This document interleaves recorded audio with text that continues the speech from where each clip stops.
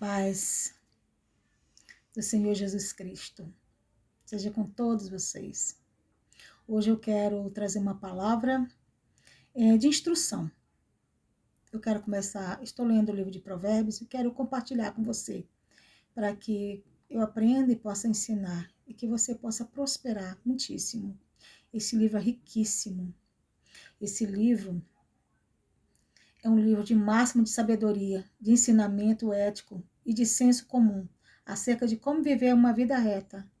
Então, Deus instruiu Salomão para trazer as palavras, por mais que ele foi um filósofo sábio, ele trouxe palavras que até hoje nós podemos contribuir para a nossa sobrevivência espiritual, vamos dizer assim, na Terra.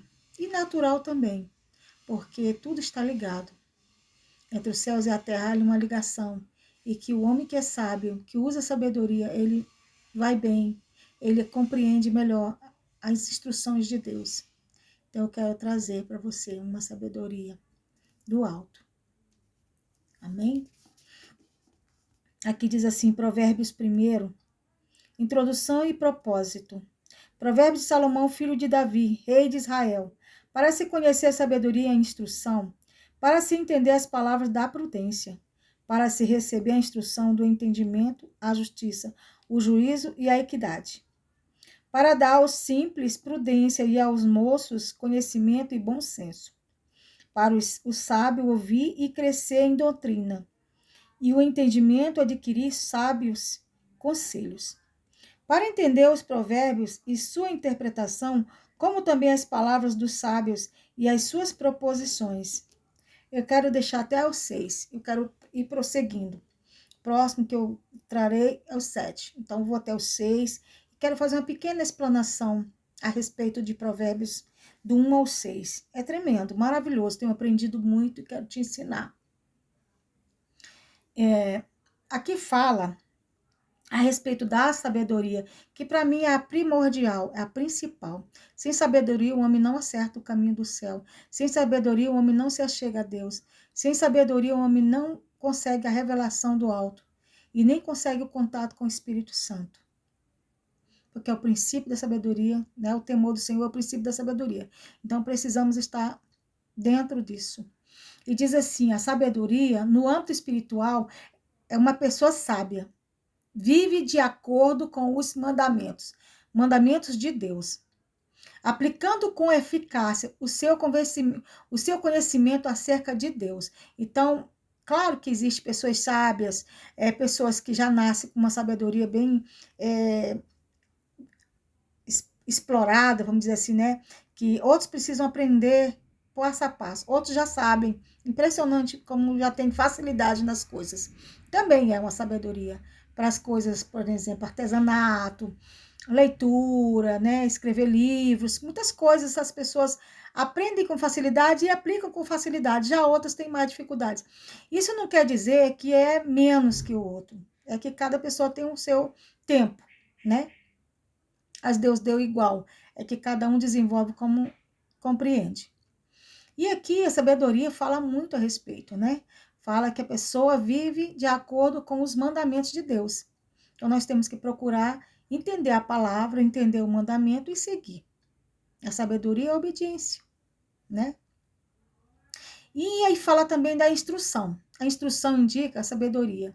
É adquirida com o tempo e a disciplina. Como eu falei, você tem que ser disciplinado para poder usar a instrução da sabedoria.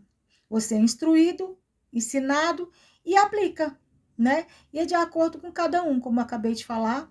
Às vezes tem pessoas que têm uma dificuldade, tem pessoas que é mais lento, tem pessoas que é mais acelerado, e da personalidade da pessoa. Cada pessoa tem o seu jeito de chegar lá, mas contanto que chegue, é fundamental que possamos usar a instrução ao nosso favor.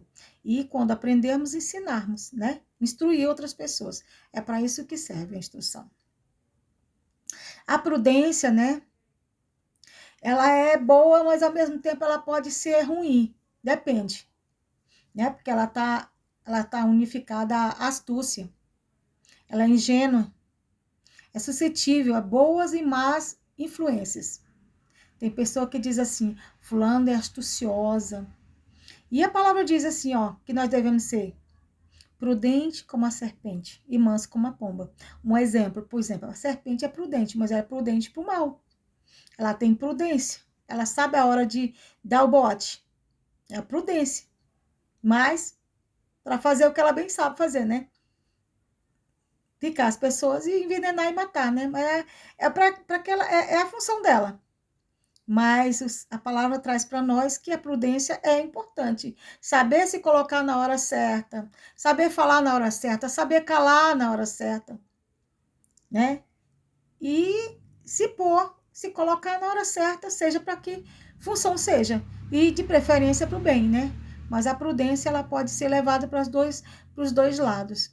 E às vezes a pessoa é muito suscetível ser influenciada. Tem pessoas que são muito influenciadas e são pessoas que são influenciadores. É prudência, mas não deixa de ser um problema, porque às vezes você é má, tem uma conduta má e acaba trazendo outros com você.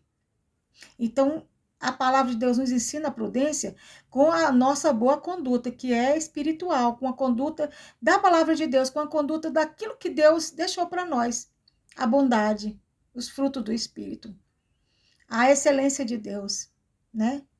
Então, se nós usarmos a prudência para esse lado, nós somos mais que vencedores, nós somos abençoados e abençoadores, tá? O temor do qual Provérbios fala é uma obediência reverente expressada por um espírito submisso e não um medo apavorante. Então, a gente tem que entender, o temor não é medo. O temor é você parar e analisar e fazer, né? Temer, pensar.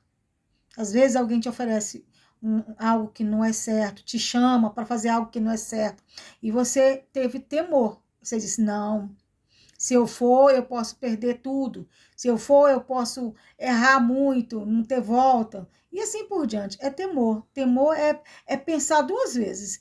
É analisar melhor o que é que você está fazendo ou o que você vai fazer, porque tem consequência. Então, o temor é analisar, é avaliar as coisas, né?